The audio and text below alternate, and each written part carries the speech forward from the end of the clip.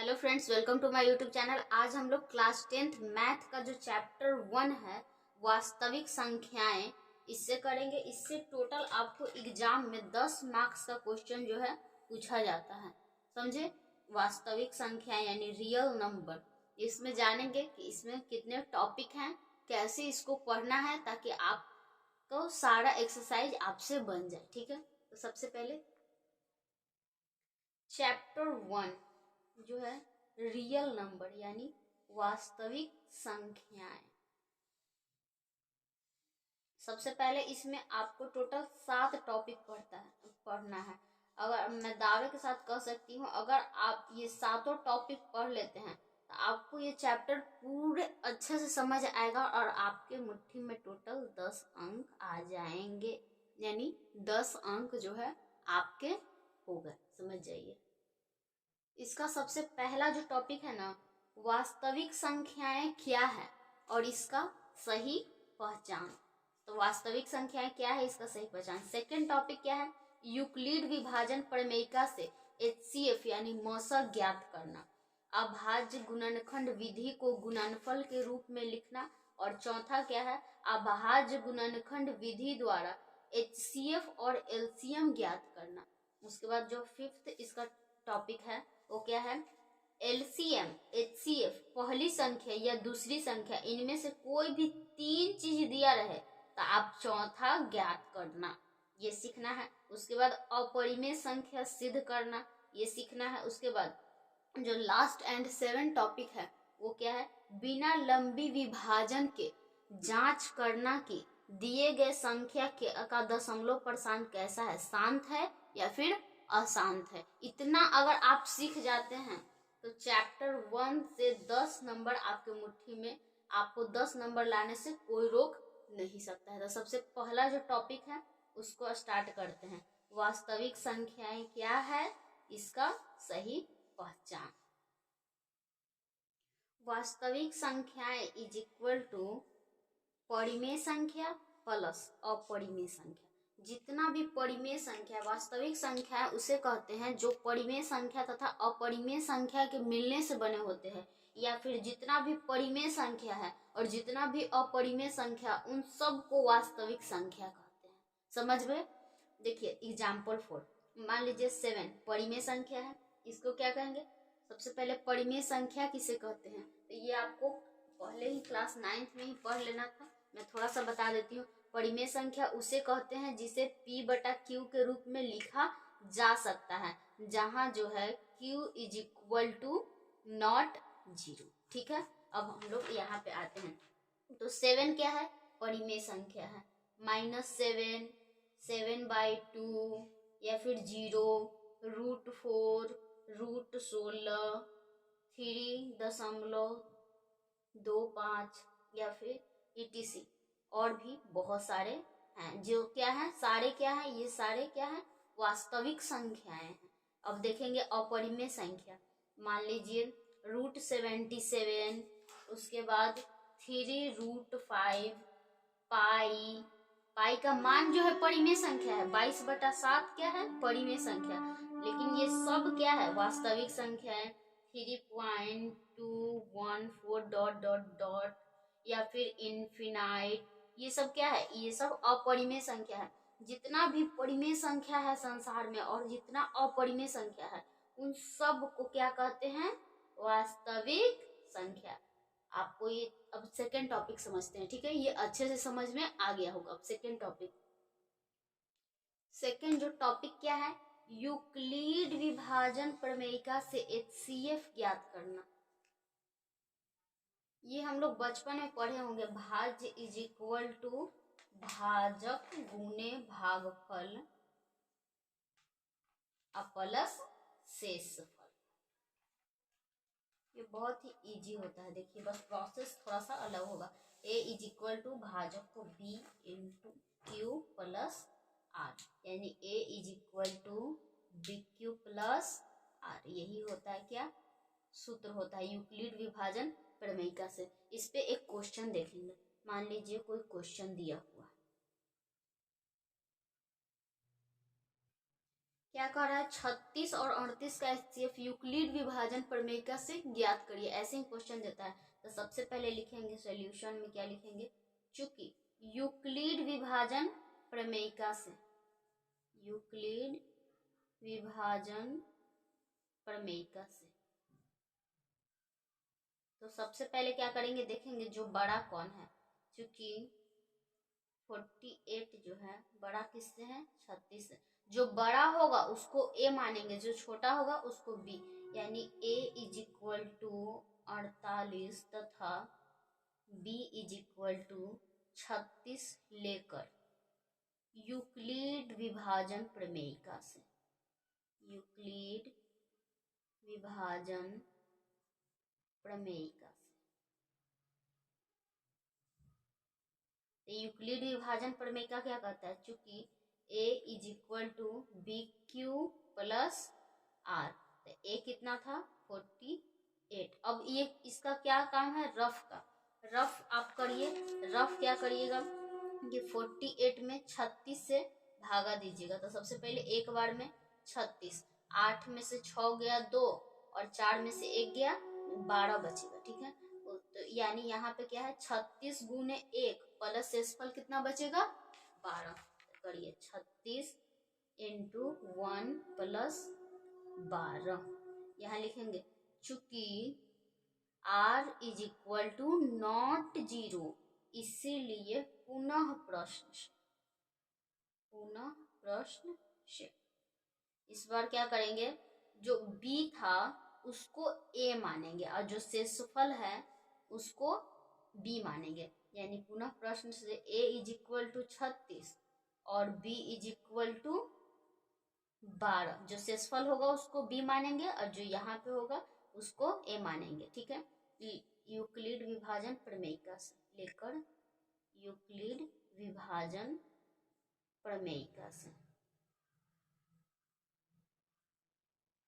फिर से यूक्लिड विभाजन प्रमेय से a इज इक्वल टू क्या होता है, B Q plus R, a 36 is equal to 12, 12 का 12 24 बढ़ती आई 36, 3 बार में कट गया, बचेगा क्या शेषफल 0। यहाँ पे देखिए 36 को 12 से भाग देंगे ना, तो 3 बार में 36 कट गया, यहाँ शेषफल 0 आया। तो लिखेंगे शेषफल 0, चूंकि r इज इक्वल टू 0 प्राप्त हो गया है, जहां 0 प्राप्त हो गया वही एचसीएफ हो गया है, इसीलिए जो था क्या था क्वेश्चन, और 36 और 48, 36 और 48 का एचसीएफ कितना हो जाएगा, अंतिम भाजक, यहाँ पे लिख देते हैं अंतिम भाजक। तो अंतिम भाजक कितना है 12, यानी वो आंसर हो गया आपको, सॉरी 12 जो है आंसर, ठीक है। Topic 1 complete, topic 2 complete. अब टॉपिक 3 क्या है, अभाज्य गुणनखंड को गुणनफल के रूप में लिखना। अब देखते हैं थर्ड टॉपिक। क्वेश्चन क्या कर रहा है, 180 को अभाज्य गुणनखंड के रूप में लिखे। तो सबसे पहले रफ में जाएंगे और 180 का क्या करेंगे, ऐसे करेंगे 2 से यानी 90, फिर 2 से तो कितना हो जाएगा 45, फिर करेंगे कितना, अब 2 से ये नहीं कटेगा तो 3 से, तो 15 का 15 30, 15 दिया 45, फिर 3 से तो 5 और 5 से 1, यानी इसको करें ऐसे लिखेंगे। इसको लिखते कैसे हैं, लिखेंगे हल में यानी सॉल्व में 180 का अभाज्य गुणनखंड, अभाज्य गुणनखंड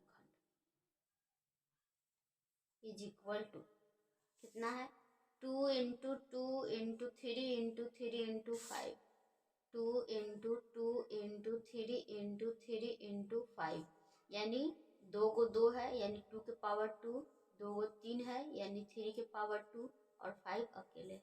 यही आपका रियल आंसर हो गया, ठीक है, समझ गए। एक क्वेश्चन और इस पे देख लेते हैं, क्या है, 54 को अभाज्य गुणनखंड के विधि में लिखेंगे।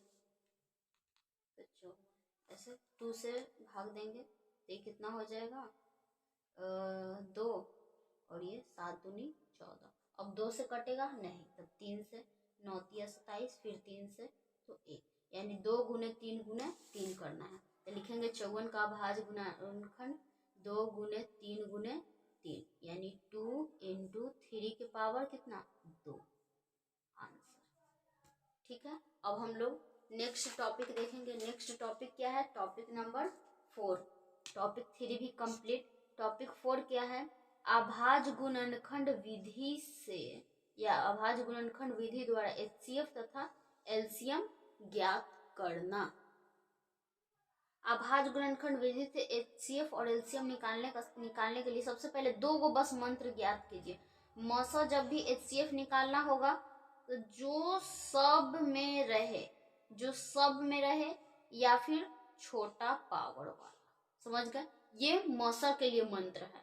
और लौसा के लिए मंत्र क्या है, एलसीएम के लिए कुछ छूटे नहीं या फिर बड़ा पावर वाला। बस 2 चीज याद रखना है, मौसा के लिए जो सब में रहे या छोटा पावर वाला, और लौसा कुछ छूटे नहीं या बड़ा पावर। इसको समझाते हैं हम।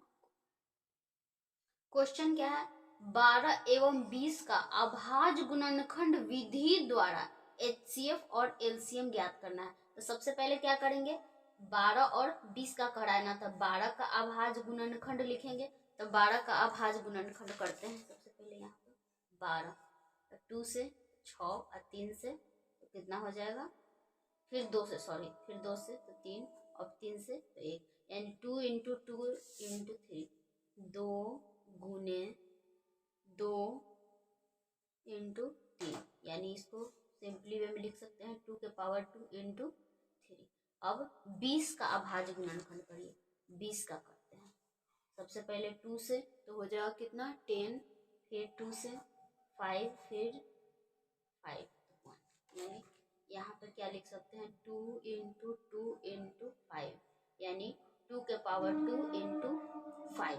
अब इसका देखिए 20 और 12 का जो है, तो 20 और 12 का एचसीएफ ज्ञात करना है। तो एचसीएफ के लिए क्या बताए थे, छोटा पावर या जो सब में हो। तो देखेंगे 2 इसमें भी कॉमन है और इसमें भी कॉमन है, 2 दोनों में कॉमन है। छोटा पावर की बात करें तो इसमें दोनों में क्या है, बराबर पावर है, यानी 2 के पावर 2, यानी 2 इंटू 2 इज इक्वल टू 4। हमारा क्या हो गया, एचसीएफ हो गया। अगर इसका दूसरे विधि से आप सॉल्व करिएगा फिर भी 4 ही आएगा। और एलसीएम के लिए क्या बताए थे, जो बड़ा पावर जो सब में हो या फिर कुछ छूटे नहीं या बड़ा पावर। आप वीडियो को पीछे करके देख सकते हैं। तो सबसे पहले कुछ छूटे नहीं और बड़ा पावर, तो कुछ छूटना भी नहीं चाहिए। अब बड़ा पावर 2 टू द पावर 2, इसमें 3 है छूट रहा है और इसमें 5 छूट रहा है, तो 3 इंटू 5। तो कर लीजिए 2 इंटू 2 इंटू 3 इंटू 5, 2 दूनी 4 और 4 12, 12 पचे 60, यानी 60 जो है इसका एलसीएम आएगा। अगर दूसरे विधि से भी आप निकालिएगा तो इसका एलसीएम 60 ही आएगा।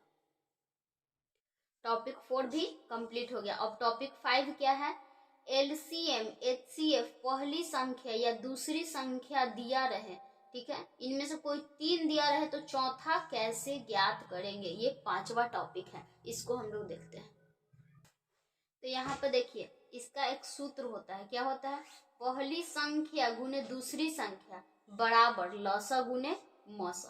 तो जब पहली संख्या पूछेगा तो पहली संख्या तो यहीं रह जाएगा, दूसरी संख्या उधर भेज देंगे तो उधर जाएगा, तो किधर जाएगा, बटा में दूसरी संख्या, बटा में चल जाएगा। और जब दूसरी संख्या पूछेगा तो दूसरी संख्या यही रहेगा, इधर गुना में है तो उधर जाएगा, तो भागा में पहली संख्या चल जाएगा। और लौसा गुने मौसा जम सेम रहेगा। उसके बाद जब लौसा पूछेगा तो बस मौसा को यहाँ भेज देंगे, समझ गए, यानी लौसा पूछेगा जब, तब पहली संख्या गुने दूसरी संख्या बटा मौसा। और जब मौसा पूछेगा तब पहली संख्या गुने दूसरी संख्या बटा लौसा। बस ये सूत्र याद रखिए, आपका सारा मैथ इसका बन जाएगा। इस पे एक मैथ दिखाते हैं। एक क्वेश्चन क्या दिया हुआ है, पहली संख्या 6 है, दूसरी संख्या 20 है, तो HCF 2 है, तो एलसीएम क्या होगा, तो LCM इज इक्वल टू, सूत्र क्या होता है, पहली संख्या को A से सूचित किया जाता है, दूसरी संख्या को B से, तो A इंटू B, पहली संख्या गुने दूसरी संख्या बटा HCF, ठीक है। पहली संख्या कितना है 6, दूसरी संख्या 20 अब बटा 2, तो 6 दूनी 12, 1 0, यानी जो एलसीएम है वो कितना आ जाएगा 60। अब दूसरे मेथड से भी बना कर देखिएगा तो 60 ही आएगा। चैप्टर टॉपिक जो है 5 भी कंप्लीट हो गया। जो चैप्टर टॉपिक 6 जो है अपरिमेय सिद्ध करना, वो उसके लिए मैंने 2 वीडियो ऑलरेडी अपलोड कर दिया है और उसका लिंक मैंने डिस्क्रिप्शन में दे दिया है, तो उसको देख लीजिए। और ये लास्ट जो 7 टॉपिक है उसको बताते हैं, शांत और अशांत। बिना लंबी विभाजन के जांच कीजिए कि जो संख्या दिया गया है उसका दशमलव प्रसार शांत होगा या अशांत होगा। इसके लिए भी एक बस मंत्र याद करना है। तो इसके लिए देखिए, जब Q का मान 2 के पावर n और 5 के पावर m के रूप का हो तो दिए गए संख्या का दशमलव प्रसार शांत होगा अन्यथा अशांत होगा।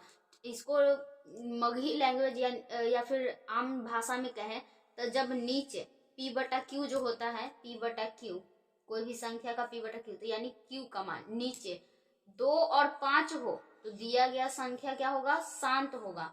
कोई नया संख्या आ जाए तो अशांत हो जाएगा। जैसे देख लीजिए 13 बटा 30, तो 13 बटा 30 को हम लोग पहले, हमको ऊपर से कोई मतलब नहीं है, नीचे हम देखेंगे तो 30 का हम लोग गुणनखंड करेंगे तो 2 गुने 3 गुने 5।